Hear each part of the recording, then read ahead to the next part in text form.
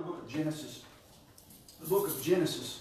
We're going to be all over the book of Genesis, but actually we're not all over. We'll start probably about chapter 25, I think, is where we're going to pick up.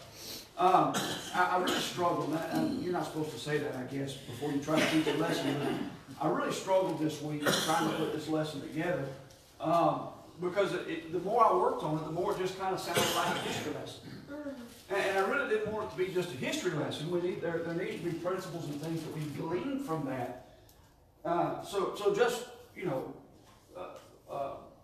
transparency, I guess, full disclosure, I struggle with trying to keep this from just being a history lesson. So hopefully we'll try to keep it from being that way. But really what we're dealing with right now is the history of the children of Israel. We've not gotten to the children of Israel yet. Matter of fact, we're just getting to Israel himself. But as we see God working, and I think the overall theme that we've dealt with, remember we talked about this, why did God call a man, right? We'll start with Abram. Why did God single out a man and call him unto himself? I'm going to try to be careful how far I take that, but why did he do that, right? He did that to demonstrate himself, right? He called Abraham, he set Abraham apart, he sanctified him, and to the rest of the world he said, you watch Abraham. And you'll find out what can happen when a man will walk with God and by faith seek God and let God work in his life. Through Abraham, I'll show you what will happen when you're faithful. It was a demonstration, all right? And then we're getting to this place to where we understand that God's going to call a nation. And he's going to separate this nation unto himself. And there's an interesting thing. Now, we could talk about so many different things about Abraham. Why did God call Abraham to demonstrate himself? But also because he then promised to Abraham that Messiah would come through the lineage of Abraham. Right? From the very beginning, God said Messiah is going to come. Now he's demonstrating how Messiah is going to come. He gives the promise, and then the promise just continues. We learned last week that it went through Isaac. We talked about him last week. And we talked about Ishmael and Isaac and the two, but God gave the promise through Isaac. And today we're going to talk about Israel, of course. His name is not Israel yet, it's going to be Jacob. But we see that God is just showing himself faithful to a people. Abraham, he said, if you'll follow God, God will demonstrate himself through Abraham. He did it through Isaac. He's going to do it through Jacob. We're going to find some interesting things about Jacob today. Then he calls the nation of Israel. And then we made this application.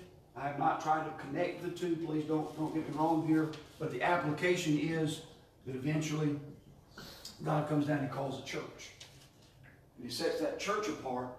And we can jump way ahead, and we'll get there in our studies, but we can jump way ahead and we can talk about where God here says, I've removed Israel and grafted in the wild olive branch. Now the Gentiles, he called his church to demonstrate himself great in the world. Right? God's always said, if you're faithful and follow God, you will have the blessings of God.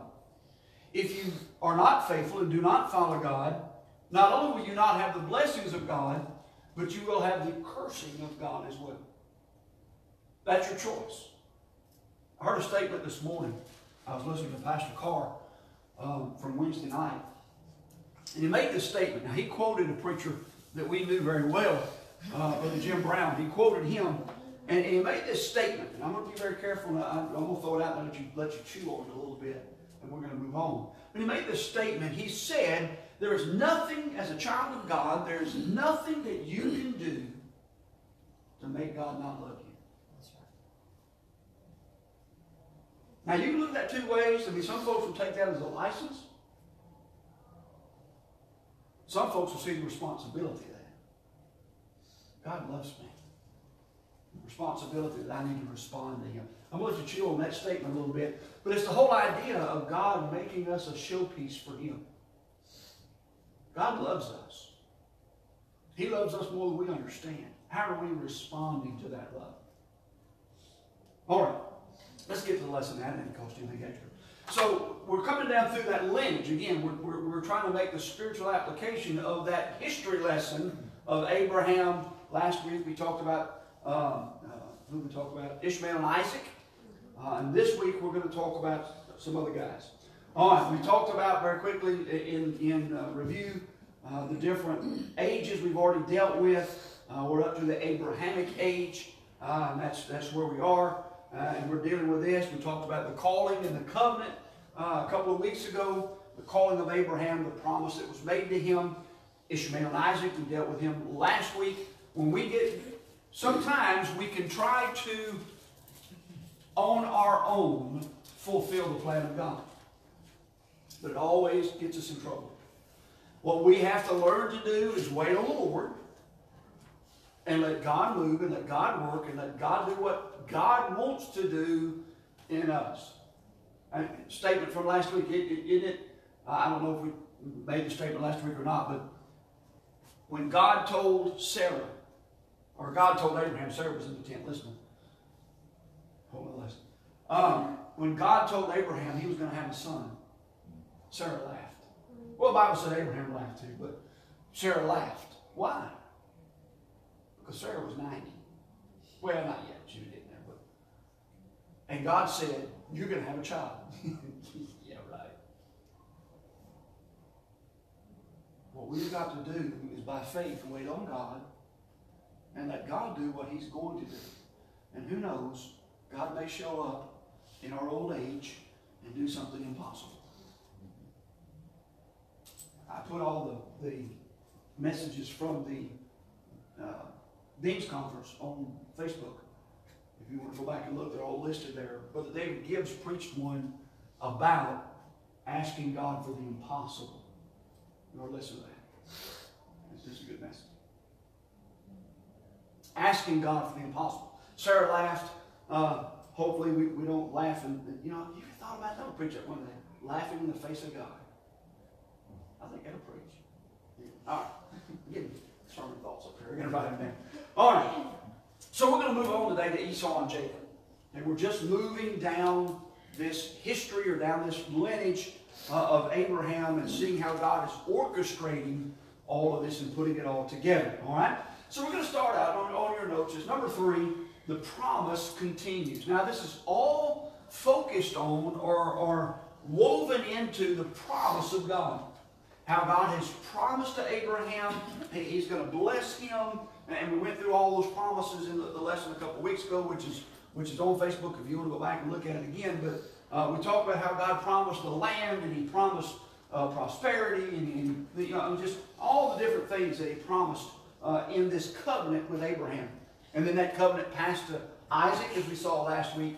Today we will see, or week before last, and then today we'll talk about this continuing and seeing how God works, all right? So it's the promise continues. We're talking about these two boys, Esau and Jacob. Esau and Jacob. All right. So we need to start off with talking about the birth of these two boys. The birth of these two boys. Now, they're twins. The birth of the twins. All right.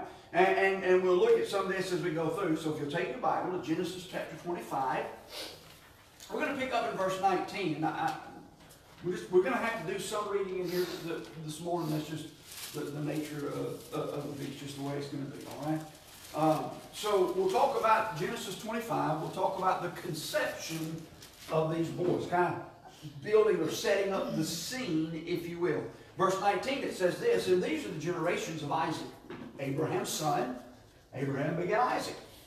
And Isaac was 40 years old when he took Rebekah to wife, the daughter of Bethuel, the Syrian of Padanaram, the sister of Laban the Syrian. And Isaac entreated the Lord for his wife because she was barren.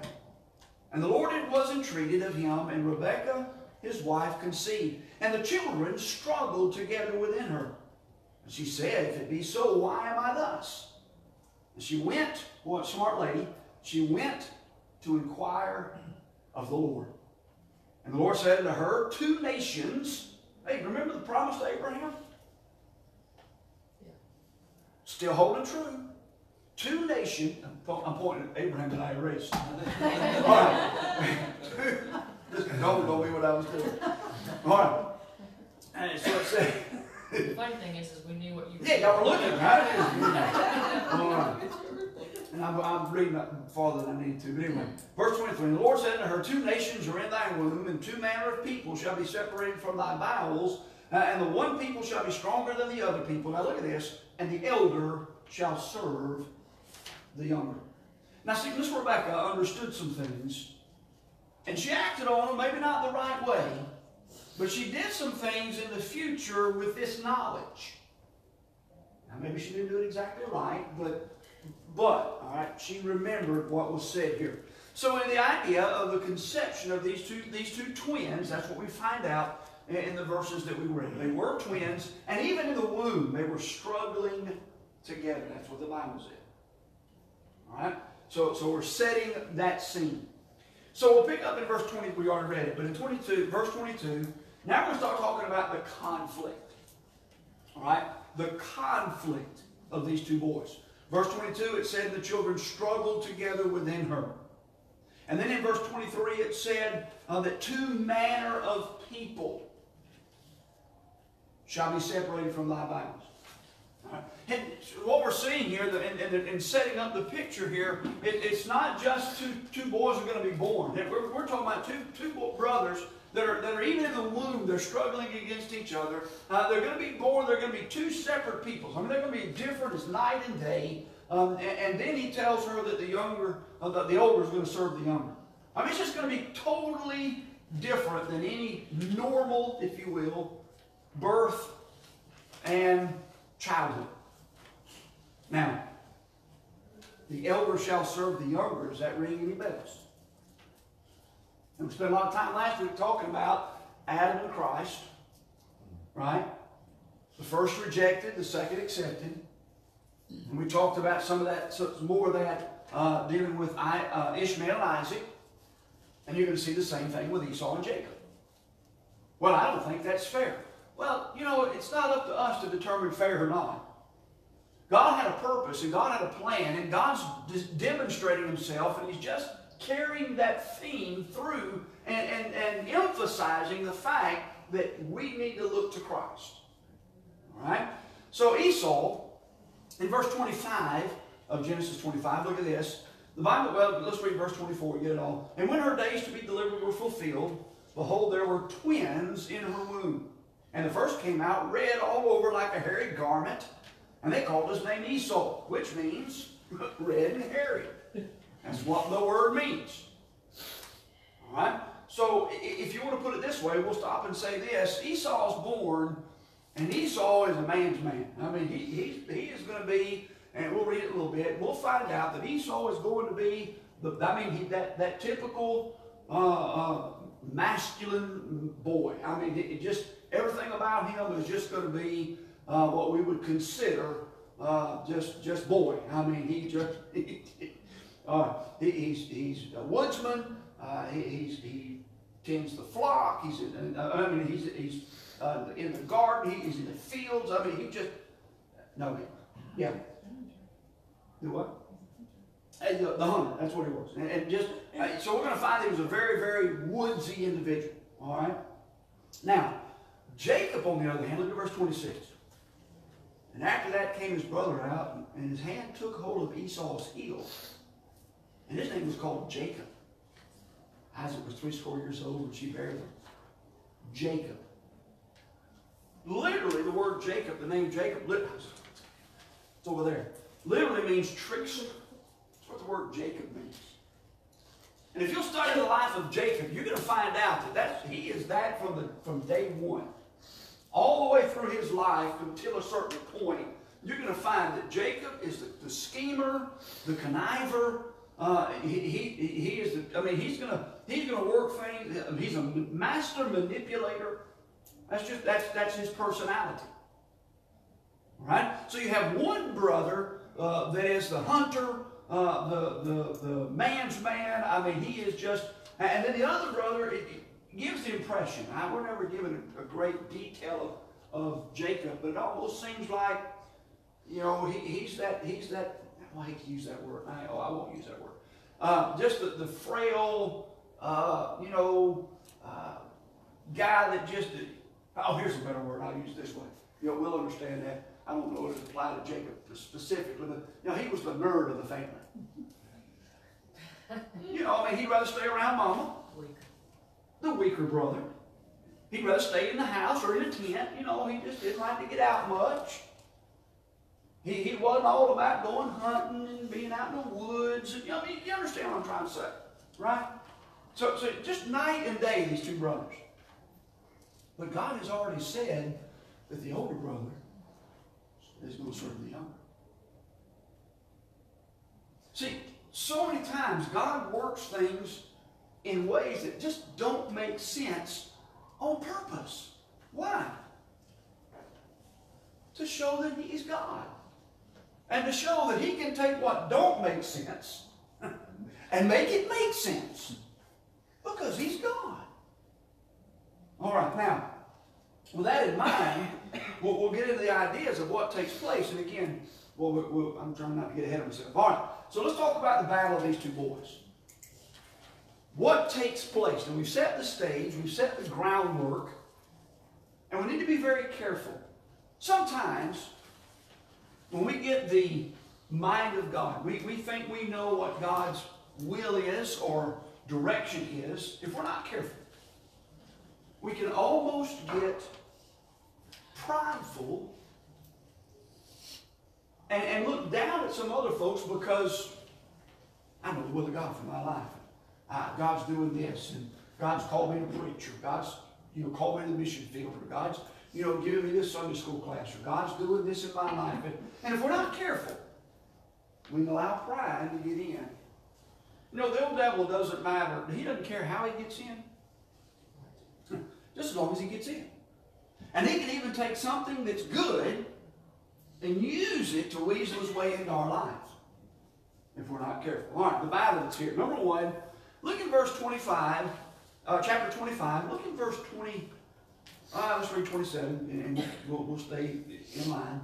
And the boys grew, and Esau was a cunning hunter and a man of the field, and Jacob was a plain man dwelling in tents. Look at verse 28. And Isaac loved Esau because he didn't eat of his venison, but Rebekah loved Jacob. See, there was some parental division that took place right here. And undoubtedly it was obvious because God told us about it in the Bible. And we're going to see what Rebekah does later in favor of Jacob. Now, I'm going to be careful the way I say this. It is normal and natural to connect with one child more than the other. Sometimes your personalities just mesh, but your kids don't need to know that. We've got to be very, very, very careful that we don't treat them differently. Right. And that's exactly what we see here. And we see, why did this struggle, now it started in the womb before this was ever evident, but I wonder if this parental division between Esau and Rebekah, like Esau, Isaac and Rebekah, I wonder if it didn't affect the boys. I wonder if they didn't see it. And I wonder if it just added to that. What's the word I'm looking for? Turmoil, yeah, just that struggle, that conflict between them. Man, it would seem like Jacob caught on to it probably more than Esau, because Esau would be out in the field. You know, and I agree with that. It's kind of a tricky, and I agree. And he used that to his advantage, or disadvantage, however you want to look at it. All right. So just for parents, we just want to say that we've got to be very careful what we do with our kids, and grandparents. We've got to be careful how we deal with our kids, because what's going to happen is, we will either set in motion a rivalry that's going to cause problems in the long run, or we can help establish this a loving environment where everyone feels accepted and loved and the same. All right, we just got to be careful, and I want to stop right there and just kind of make that comment. All right, the second thing is this: the sibling rivalry, and that's the next point there when you start looking at this and the rivalry between the two. Now, the two illustrations that we have of this sibling rivalry is found in the pictures that we have, but number one is found in the birthright. All right? Now, I'm not going to take time to read the story, but if you go back and it's written there, you can write it down, you can read it. But in Genesis 25, you'll find that one day, as the children grew, Esau is out hunting in the field, and undoubtedly had a bad day that day. Didn't catch anything, didn't kill anything, and he comes back to the homestead and he is just famished. I mean, matter of fact, he's so hungry he thinks he's about to die. Let's be careful about making choices and thinking some things that, was he going to die? Well, most likely not. Okay? But he felt like it.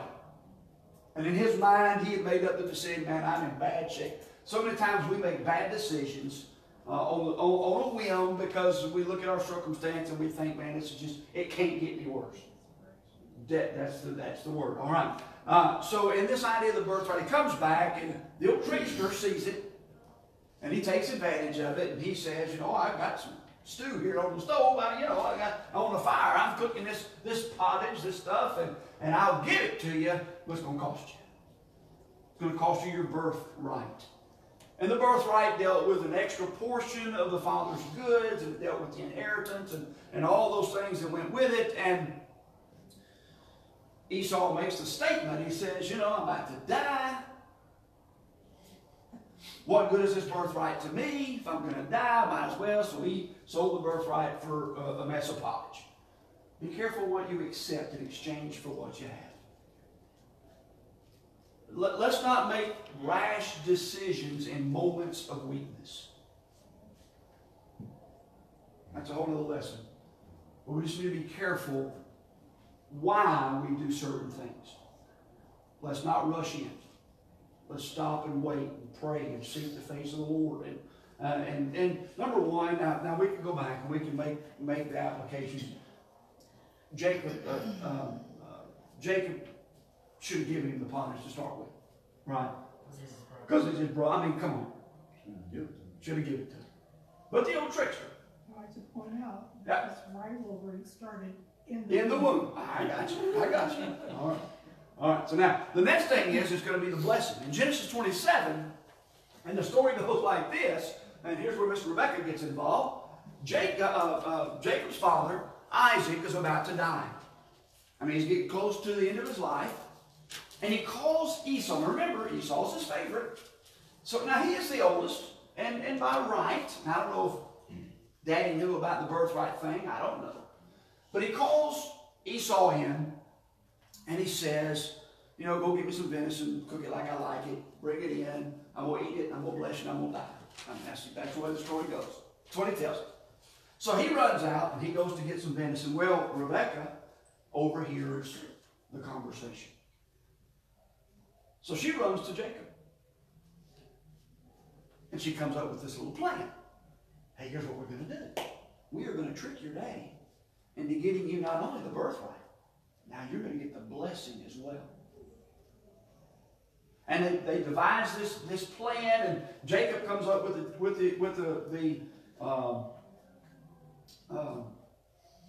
problems with the plan. He's a hairy fella, I'm not.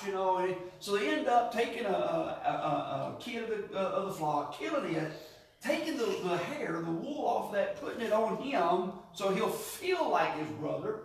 Took some of his brother's clothes and put on him so he would smell like his brother to trick his dad.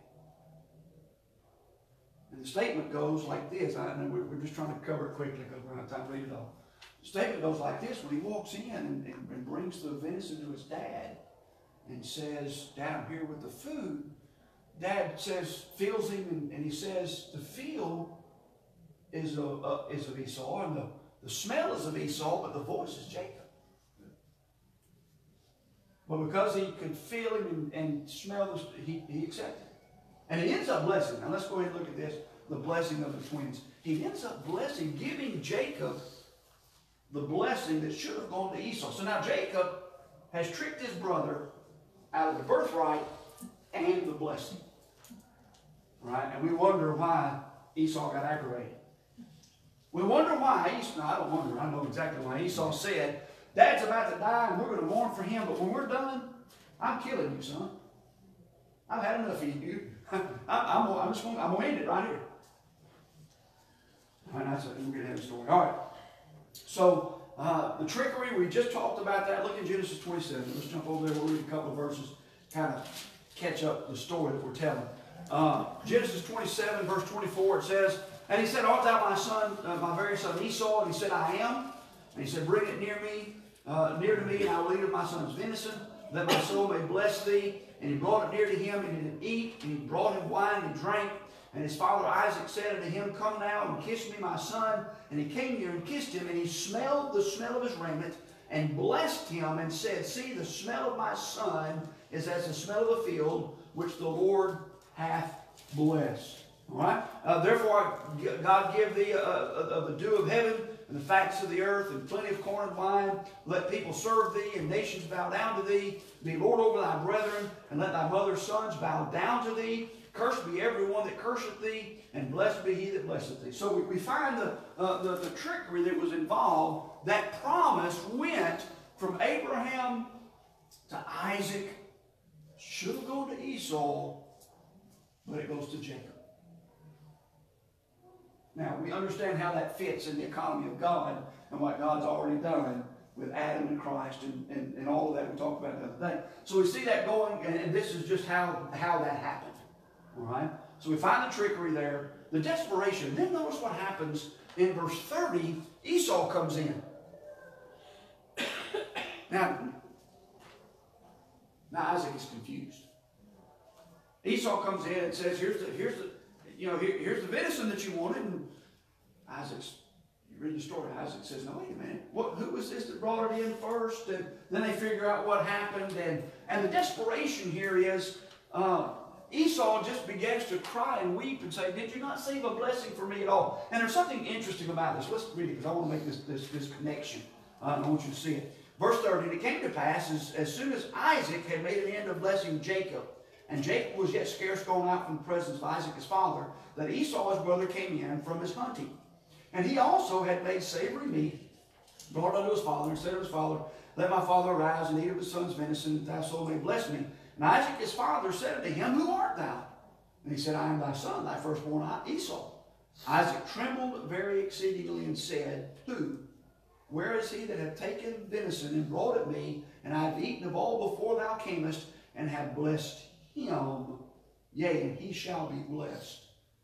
When Esau heard the words of his father, he cried with a great and exceeding bitter cry, saying to his father, bless me, even me also, my father. And he said, thy brother came in with subtlety, and hath taken away thy blessing.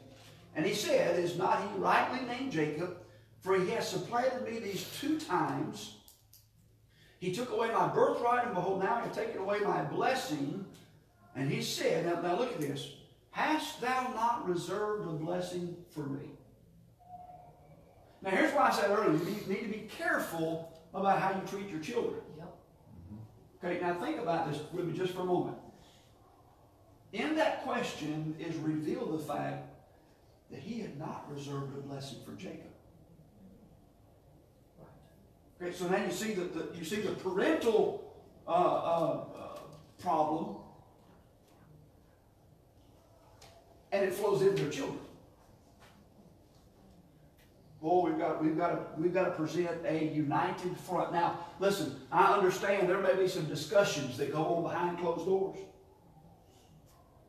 but we need to present a united front to our children. I will say this without blinking an eye. I can honestly say this with all of my heart. I never saw my mom and stepdad argue. I'm not saying they didn't do it. I'm just saying that they never, not one time did I ever see them argue in front of us. Ever. Now they married when I was 6.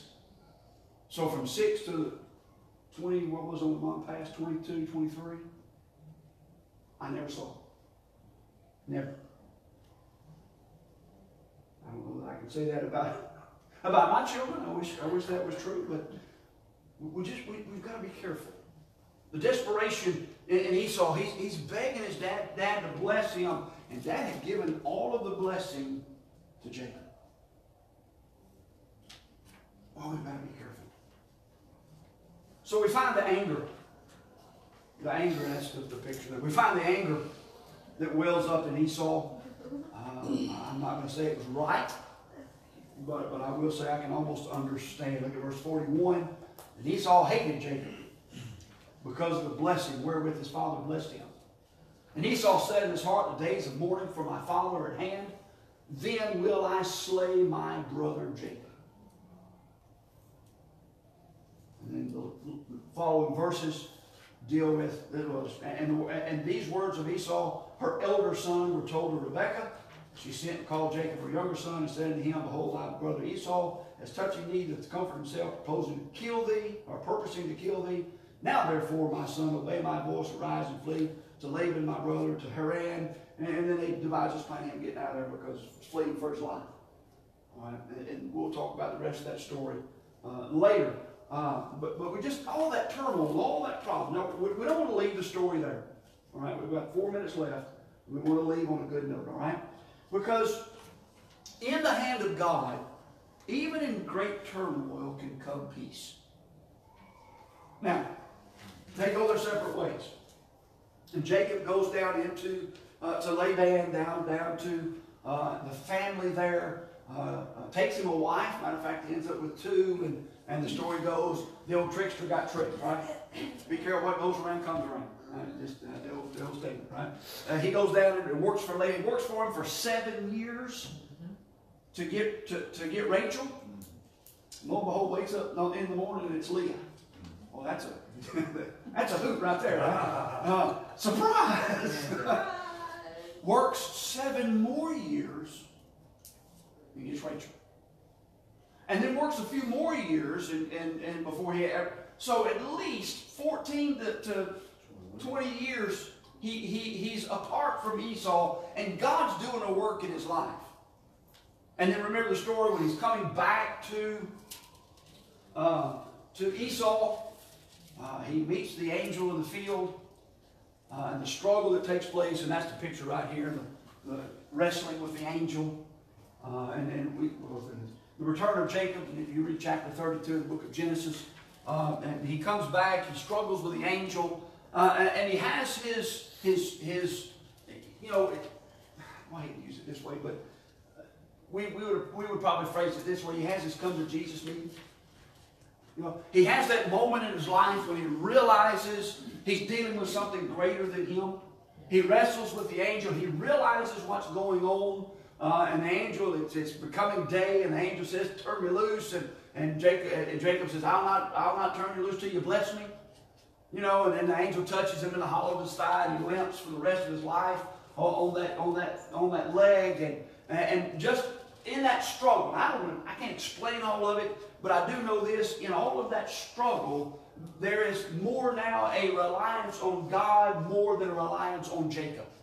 Right? Jacob gets to the point where he sees he needs God in his life, and he gives himself to the Lord, and God changes his name. At this point, he becomes Israel, the father of a nation, not trickster. He gets right with God.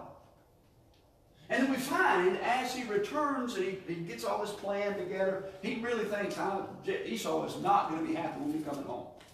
He's going to finish what he started 20 years ago.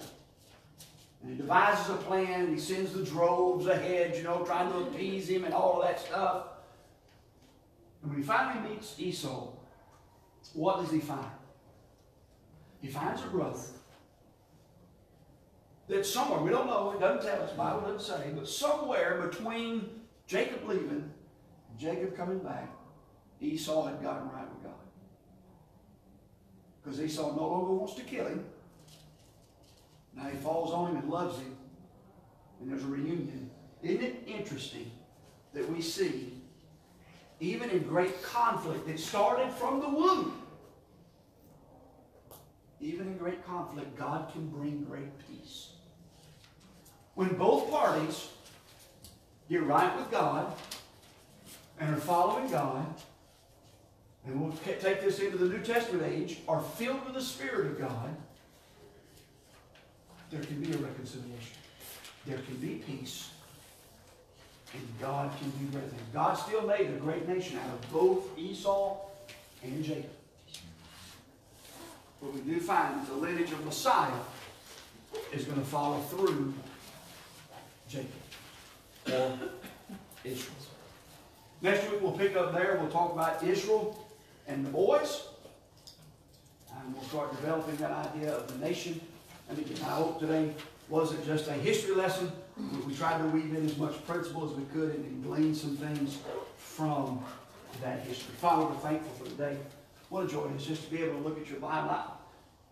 I'm glad I have a true word that we can read and not think, well, is it right or is this correct? Or we know it's right, we know it's true, and we know that you gave it to us specifically the way you did, that we can learn and apply it to our lives. Father, help us to take the story that we heard today, make application of that, and use it for your honor, your glory. We love you. Rachel will be with our services the rest of the day. In Jesus' name, amen.